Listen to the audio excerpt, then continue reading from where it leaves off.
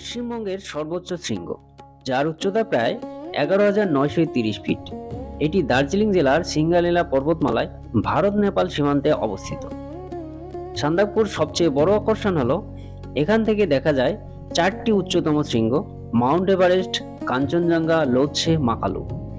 সেরা সময় অক্টোবর-ডিসেম্বর মাসে পরিষ্কার আকাশে 4টি শৃঙ্গের স্পষ্ট দর্শন, এবং মার্চ-মে মাসে রডোডেনড্রনের বাহারি সৌন্দর্য।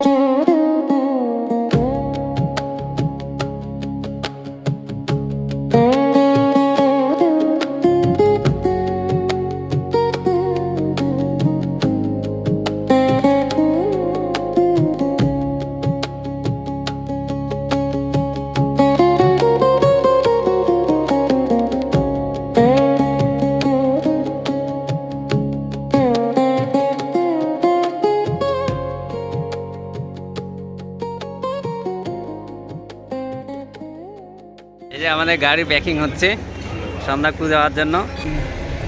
একদম পুরো টিম আছে গাড়ির মধ্যে। আমরা এখন যাব মানেভঞ্জন। সান্দাকপুতে যাওয়ার দুটি উপায়। প্রথম ও রোমাঞ্চকর উপায় হলো ট্রেকিং করে পশ্চিমবঙ্গের সর্বোচ্চ শৃঙ্গে পৌঁছানো। দ্বিতীয় উপায় হলো মানেভঞ্জন থেকে ল্যান্ড রোভার অথবা বোলেরো গাড়ি করে সান্দাকপুতে পৌঁছানো। শিলিগুড়ি থেকে গাড়ি রিজার্ভ করে মানেভঞ্জন, তারপর মানেভঞ্জন থেকে পারমিট করে দ্বিতীয় জার্নি। সান্দাকপুতে যেতে অবশ্যই কোনো একটা আইডি প্রুফ নিয়ে যাবেন। শিলিগুড়ি থেকে মানেভঞ্জন সাফারি বা বোলেরো গাড়ি 6 থেকে 7,000 টাকা পড়বে, তবে অবশ্যই দাম দর করে এগোবেন। গুফাপাতাল ভিউ পয়েন্ট। এখন গুফাপাতাল ভিউ পয়েন্টে আমরা নামবো। একটা রিফ্রেশমেন্ট মানে জার্নি ব্রেক করার জন্য গুফাপাতাল ভিউয়ে যাব, গিয়ে দেখে আবার আমাদের জার্নি স্টার্ট হবে। শিলিগুড়ি থেকে মানেভঞ্জনের এই রাস্তা হলো দার্জিলিংয়ের অপরূপ সৌন্দর্যে ভরা। রয়েছে অসংখ্য টুরিস্ট প্লেস এবং ভিউ পয়েন্ট।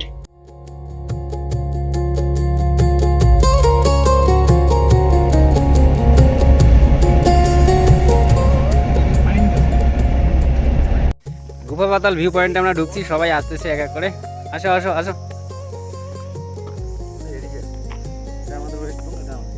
কিন্তু এইরকম করে ঢোকার জন্য তো কোনো টাকা নেওয়ার কথা না। কেন টাকা নেওয়ার কথা না? ফটো এখান এই গেট দিয়ে নেপালে ঢোকা যায়। এখানে এসএসবি ক্যাম্প আছে। এখানে আই কার্ড ডকুমেন্টস দিয়ে তারপর নেপালে ঢুকে ওখানে একটা পশুপতি মার্কেট আছে।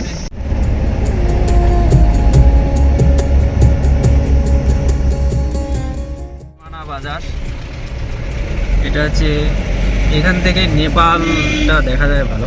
এখানে দাঁড়িয়ে এই সীমানা বাজারে অনেক কিছু শীতের পোশাক, ভালো ভালো শীতের পোশাক পাওয়া যায়। তো এখান থেকে এই দাঁড়িয়ে নেপালটা খুব সুন্দর লাগে। আর এই জায়গাটা আজকে খুব পরিষ্কার, রোদ আছে জন্য। নর্মালি আমি যতবারই আসি এখানে কিন্তু কুয়াশা ভরা ছিল এবং একবারও দেখতে পাই নাই নেপালের যে ভিউটা। মানেভঞ্জন থেকে সান্দাকপু 6 থেকে 7,000-এর আশেপাশে। গাইড চার্জ আলাদা, পার ডে হিসাবে পার গ্রুপ 1,000 টাকা পার ডে। খরচ কমাতে অবশ্যই 5 থেকে 6 জনের গ্রুপ করবেন, কারণ গাড়ি ভাড়া করতে পুরো গাড়ি ভাড়া দিতে হবে। সেখানে আপনি 2 জন অথবা 6 জন একই ভাড়া দিতে হবে।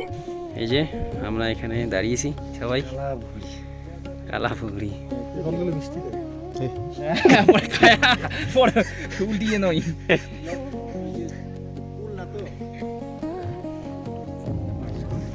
কালা পুকুরি কুল।